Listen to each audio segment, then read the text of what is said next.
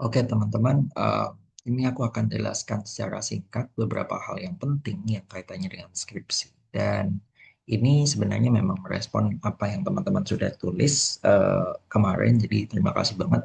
Eh, Gagasannya sudah bagus-bagus banget, cuman kita perlu mengotak-atik beberapa hal dan lihat ke beberapa materi yang teman-teman bisa gunakan untuk bantu memperbaiki dari yang poin kemarin. Setelah ini nanti saya akan kasih masukan per bagian di video yang lain. Oke, pada dasarnya skripsi itu adalah satu penelitian ya teman-teman. Yang penelitian itu kita perlu spesifik gitu, perlu spesifik ke satu hal atau satu kejadian gitu. Nah, makanya judul itu akan merepresentasikan satu isu yang spesifik. Penelitian itu berarti adalah ketika kita penasaran dengan suatu hal dan kita perlu mencari tahu, maka kita akan tanya ke orang, kita akan melakukan eksperimen, kita akan mengeksplorasi aspek-aspek apa aja yang diperhatikan oleh para peneliti pendahulu. Jika kita mau menjawab suatu masalah gitu, teman-teman misalnya punya masalah apa, ini mesin fotokopi kok ngadat gitu, masalahnya apa gitu, dan di luaran sana kemudian orang-orang sudah pernah bikin teori, sudah pernah bikin penjelasan tentang kalau fotokopi ngadat itu jawabannya adalah kayak gini gitu.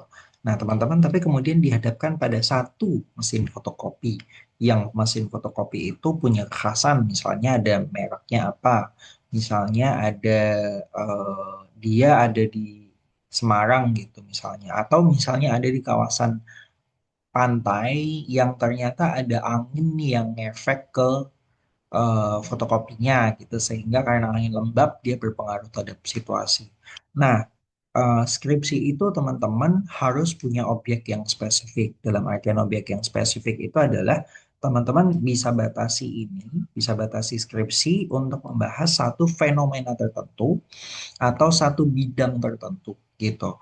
Makanya penelitian itu lebih baik dan memang dilakukan untuk per objek. Kalau penelitian tidak dilakukan per objek, namanya kita sedang membangun teori gitu. Dan di level S1 ini kita belum membangun teori karena kita sedang belajar tentang semuanya. Pada dasarnya nih, pengetahuan dasar aja ya, bahwa S1 itu adalah misalnya teman-teman masuk ke hubungan internasional, maka semuanya dipelajari gitu. Misalnya teman-teman masuk ke bengkel, di situ ada alat, maka semua alat dipelajari, baik itu teman-teman akan pakai atau enggak. Nah, eh, perkaranya ketika lulus, teman-teman harus punya kemampuan untuk menggunakan salah satu dari alat tersebut, gitu. Nah, makanya teman-teman di sini skripsi itu tujuannya adalah untuk menguji kemampuan teman-teman menggunakan salah satu alat yang sudah dipelajari pada waktu kuliah kemarin. Nah, oleh karena itu kita harus lihat ke fotokopi yang mana yang mau kita perbaiki gitu, dan situasinya kan pasti akan spesifik. Maka silakan pilih objeknya. Pilih objek yang jelas itu berarti teman-teman punya batasan di satu sektor tertentu. Misalnya sektor itu adalah industri pangan misalnya, sektor pariwisata, ekoturism misalnya. Kalau mau dibatasi per bidang. Ini menjadi penting karena ini akan berbeda dengan kasus-kasus yang lain gitu. Kalau misalnya kita akan ngomong secara umum, maka ibaratkan kita sedang bicara tentang sesuatu yang luas sekali gitu. Tapi kita nggak bisa membedakan antara satu bidang yang ini dengan bidang yang lainnya gitu. Sementara untuk menyimpulkan, kita perlu mengumpulkan dari satu bidang ke bidang yang lain gitu, dengan bidang yang lain. Sementara teori-teori yang sekarang ada itu ya nggak bisa kalau harus ngomongin semuanya karena karakternya beda-beda. Misalnya ketika kita bilang kita mau ngomongin apakah mesin itu akan rusak di tempat yang dekat dengan sorry, ini contoh yang lain. Contohnya adalah kalau misalnya ada apakah motor listrik itu akan terkena gangguan atau kendaraan listrik itu akan terkena gangguan di area eh, jalur KRL karena mereka sama-sama menggunakan listrik sehingga kemudian ada gangguan terhadap mesinnya gitu. Itu kan satu bidang ya, satu eh, Apa? Itu kan jawaban khusus di ilmu tersebut. Nah, sementara ada mobil-mobil yang berbeda dengan karakter yang berbeda-beda. Kita misalnya yang satu Wuling gitu, yang sebut merek. Tapi kemudian ada mobil listrik yang lain. Maka kita akan perlu lihat dari satu mobil listrik ke mobil listrik yang lain. Dari satu seri ke seri yang lain gitu. Tapi kalau seri mungkin akan terlalu kecil.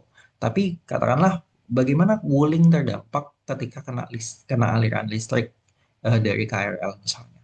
Itu kan spesifik, itu kecil, sehingga kita bisa lihat ke mobil itu aja gitu. Makanya dalam penelitian ini aku akan mendorong teman-teman untuk membuat satu bidang yang spesifik, jangan umum.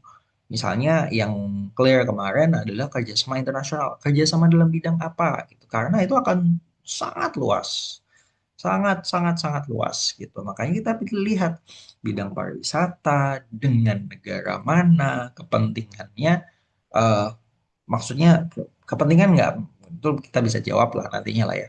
Tapi kita mau lihat sebenarnya kerjasamanya dengan negara mana. Karena kan berarti, oh ya sama negara ini aja.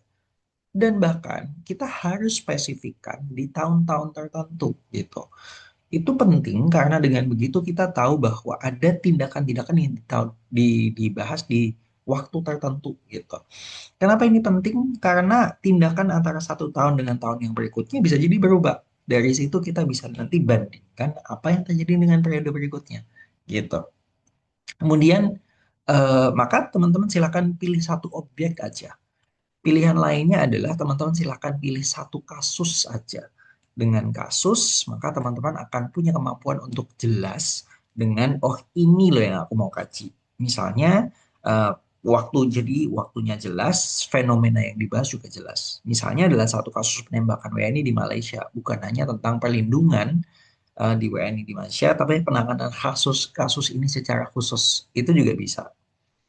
Oke, jadi silakan pilih, yang di judulnya nanti perlu melihat ke konsep apa yang dibahas, fenomenanya seperti apa, kejadiannya, oleh siapa, aktornya siapa, rentang waktunya kapan, di mana itu terjadi. Itu lebih baik seperti itu. Eh, Bukan lebih baik, bahkan itu yang memang harus kita tuliskan di dalam judul. Nah, teman-teman, kemudian dari judul itu tadi, itu tentang judul ya, teman-teman ya. Secara singkat seperti itu. Oke, jadi silakan tugasnya sekarang adalah pilih objek mana yang teman-teman mau lihat dalam penelitian. Karena kenapa? Di latar belakang objek ini kita akan buka dulu. Ini loh fenomenanya seperti ini. Di latar belakang isinya adalah pembukaan. Betul. Kemudian konteksnya secara umum. Misalnya teman-teman mau membahas tentang perlindungan WNI di Malaysia, kita bisa bilang tentang, oh TKI di Malaysia itu banyak, mereka beda. Baru kemudian setelah nulis pembuka, kita akan nulis fenomena yang terjadi.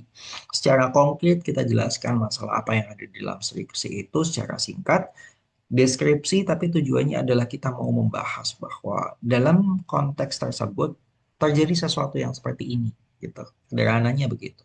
Kita deskripsi dan kenapa ini menarik. Kemudian di bagian selanjutnya adalah signifikansi dan kebutuhan penelitian ini. Kita jelaskan kenapa ini menjadi penting dilakukan. Kenapa kita perlu membahas penelitian tersebut dan oleh karena itu kita akan membuat penelitian tersebut. Itu. Makanya saya akan menyarankan teman-teman untuk memilih sesuatu yang teman-teman tertrigger atau kepancing, dan kita akan tuliskan itu di latar belakang. Kita akan menjelaskan gejala-gejalanya, sajikan fakta-fakta di dalamnya, maka kemudian dan kemudian implikasi jika dibiarkan akan mengancam, mengganggu dan sebagainya macamnya. Kemudian teman-teman juga jelaskan bagaimana masalah tersebut, eh, menguraikan eh, bagaimana ini penting untuk menyelesaikan masalah itu. Oke, ini tadi saya juga sudah jelaskan ya, awalnya dari konteks HI-nya tersebut, itu paragraf pertama, kemudian fenomenanya dikontraskan, apa yang mau dikaji, kemudian signifikansinya. Saya di sana dijelaskan kenapa, oleh karena itu penelitian ini akan membahas tentang apa, jelaskan. Kemudian disampaikan bahwa ini penting karena dadadadadadada, gitu. Itu adalah latar belakang. Kemudian rumusan masalah, teman-teman di rumusan masalah itu kita terdiri dari beberapa, tapi saya akan fokus ketiga, yaitu adalah mengapa, bagaimana, dan faktor apa yang mendorong. Jadi kita tidak menggunakan pertanyaan apa kepentingan nasional misalnya, tapi kita akan langsung menggunakan tiga hal ini. Mengapa dan faktor apa yang mendorong itu sama-sama eksplanatif, yang artinya kita berusaha untuk menjelaskan kenapa sesuatu terjadi. Kalau pertanyaannya adalah bagaimana, kita menjelaskan atau mendeskripsikan bagaimana sesuatu terjadi. Itu menjadi berbeda karena yang satu, misalnya ini adalah sebuah gelas. Gelasnya di pertanyaan bagaimana kita akan menjelaskan gelas ini terbuat dari atom melamin gitu misalnya. Kemudian ini berbentuk apa, warnanya seperti apa. Kalau kita menjawab pertanyaan mengapa atau faktor apa yang mendorong, maka kita akan bertanya tentang mengapa dia bisa menampung air, mengapa dia dibuat warna pink, mengapa dia dan segala macamnya. Untuk menjawab pertanyaan mengapa, kita perlu menjawab pertanyaan bagaimana dulu. Artinya bagaimana bentuknya itu akan dijelaskan dulu, baru kemudian mengapa dia memilih warna pink misalnya. Gitu. Minum dulu. Ah, teman-teman, dalam sebuah penelitian, penelitian itu pertanyaan utamanya hanya satu. Di level S1, di level sarjana, pertanyaan penelitian itu satu saja. Gitu. Jadi teman-teman nanti di dalam skripsinya silahkan pilih satu pertanyaan. Mana yang akan dijawab dengan menggunakan tiga pertanyaan ini. Kenapa jadi begini? Karena pertanyaan-pertanyaan lain adalah turunan dari pertanyaan utama. Deskripsi itu membutuhkan pertanyaan apa, kemudian kapan, dan segala macamnya. Tapi yang kita tuliskan di dalam skripsi hanya satu, yaitu dari tiga penelitian ini, dari tiga pertanyaan ini saja. Di dalam rumusan masalah itu harus memuat objek penelitian atau aktornya siapa, yaitu adalah pelaku dari tindakan tersebut siapa, subjek penelitian atau masalahnya, objek penelitian itu adalah benda yang diteliti, artinya misalnya strategi diplomasi. Kemudian si subjek penelitian atau orangnya, ini berarti agak kutuker ya, sorry ya, subjek atau orangnya ini dilakukan oleh siapa? Misalnya dalam kasus ini negara Indonesia oleh siapa? Kementerian Luar Negeri, Kementerian Perdagangan, dan kawan-kawan. Teori atau perspektif bisa digunakan, bisa tidak, tapi cakupan penelitian teman-teman bisa juga disebutkan jika memang tidak terlalu jelas. Kemudian kata-kata pertanyaan yaitu mengapa dan bagaimana. Begitu. Pada dasarnya rumusan masalah itu isinya itu aja. Contohnya adalah begini, faktor apa yang menyebabkan peningkatan human trafficking terhadap anak di ini? Mengapa Raja ini melakukan normalisasi? Gitu. Ini adalah pertanyaannya, faktor-faktor. Siapa aktornya Raja Ahmad bin Isa al-Khalifah? Kemudian apa yang dilakukan atau objeknya adalah normalisasi hubungan Israel? Batasnya kapan? Tahun 2022. Sama dengan yang tadi. Bagaimana? Pertanyaannya, aktornya siapa? Tindakannya adalah membenarkan sekuritisasi LGBT di Indonesia, tahunnya adalah 2017-2019. Gitu. Itu adalah contoh rumusan masalah. Nah, dari rumusan masalah itu teman-teman akan punya tujuan gitu. Aku belum lari ke tujuan.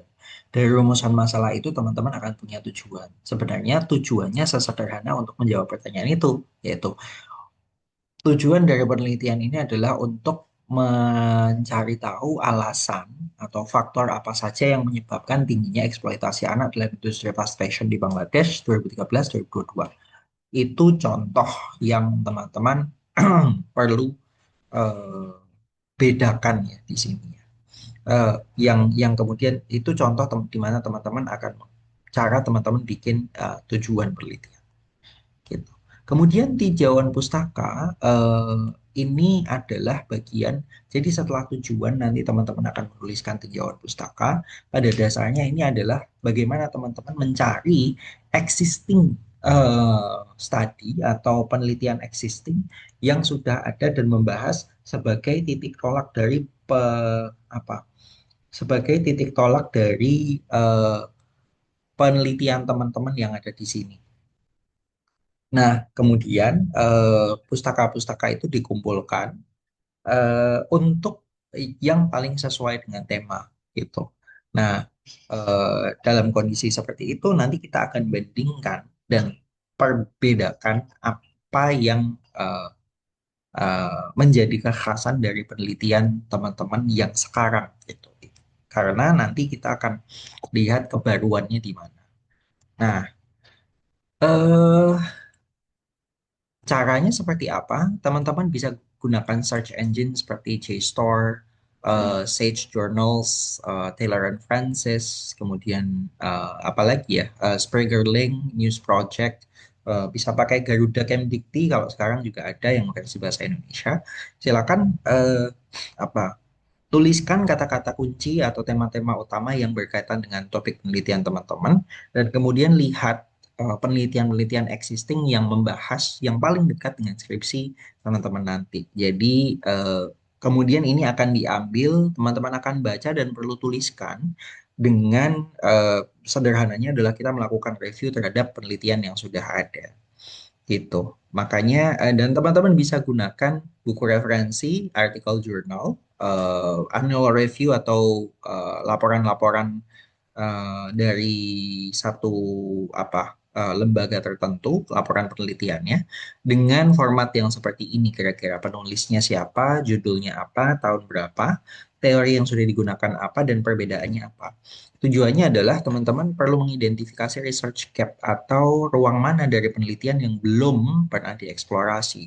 Ini menjadi penting karena penelitian kita tidak perlu sama dengan orang lain. Yang beda bisa jadi studi kasusnya, yang beda bisa jadi teorinya, itu nggak masalah. Yang beda bisa jadi aktor yang kita bahas di situ siapa gitu misalnya. Dan tahunnya misalnya berbeda, itu tidak masalah, itu juga akan jadi research gap. Nah, teman-teman, tinjauan pustaka ini adalah perbandingan yang nantinya akan membuat penelitian teman-teman menjadi berbeda sekaligus mengekstensi ya how to say it, memperpanjang, memperbarui penelitian-penelitian yang sudah ada gitu. Kita buat sekarang sampai ke tinjauan pustaka aja dulu. Nanti setelah ini teman-teman bisa eksplorasi di kajian-kajian yang atau tulisan-tulisan yang sudah buat. Nanti kita akan bahas di eh, rekaman yang berbeda di video yang berbeda. Oke, terima kasih.